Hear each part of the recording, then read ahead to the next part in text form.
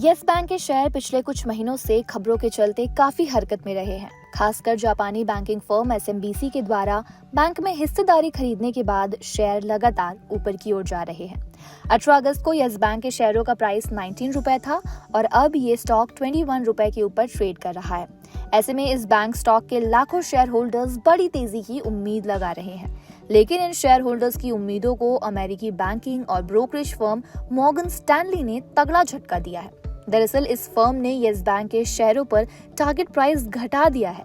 हालांकि 18 सितंबर को yes bank के शेयर तेजी के साथ 21.30 रुपए के स्तर पर खुले और हल्की गिरावट के साथ 21.04 रुपए पर कारोबार कर रहे हैं। मॉर्गन स्टैनली ने येस बैंक के शेयरों पर अंडरवेट रेटिंग को बरकरार रखते हुए 17 रुपए का टारगेट प्राइस दिया है। ब्रोकरेज फर्म ने कहा कि एसएमबीसी ने येस बैंक में 20% हिस्सेदारी का इनिशियल एक्विजिशन पूरा कर लिया है और 4.2% हिस्सेदारी और खरीदने का इरादा है। मॉर्गन स्टैनली का मानना है कि मीडियम टर्म में येस बैंक के लिए ये काफी पॉजिटिव कदम है।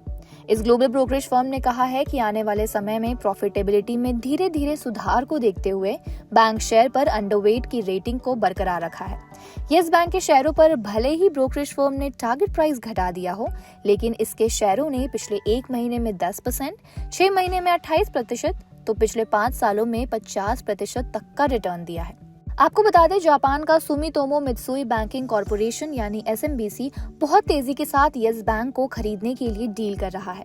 इसने येस बैंक के 446 करोड़ शेयर खरीदने के लिए 3 डील की है और ये तीनों ही डील भारत के ही 3 अलग अलग बैंकों के साथ की गई है। भारत के बैंकिंग सेक्टर में सबसे बड़ी क्रॉस बॉर्डर डील में से एक में देश के सबसे बड़े बैंक भारतीय स्टेट बैंक, बंधन बैंक और फेडरल बैंक ने येस बैंक के 446 करोड़ से ज्यादा शेयर एसएमबीसी को बेचे हैं। येस बैंक को पिछले काफी समय से वित्तीय समस्याओं का सामना करना पड़ा था। मार्च 2020 में आरबीआई ने बैंक की बोर्ड को हटा दिया था। उसके बाद एसबीआई और कुछ दूसरे बैंकों ने मिलकर येस बैंक को बचाने के लिए लगभग 10,000 करोड़ रुपए का निवेश किया था। आरबीआई ने पूर्व SBI chief financial officer Prashant Kumar को बैंक का एडमिनिस्ट्रेशन नियुक्त किया और बाद में उन्हें बैंक का सीईओ बनाया।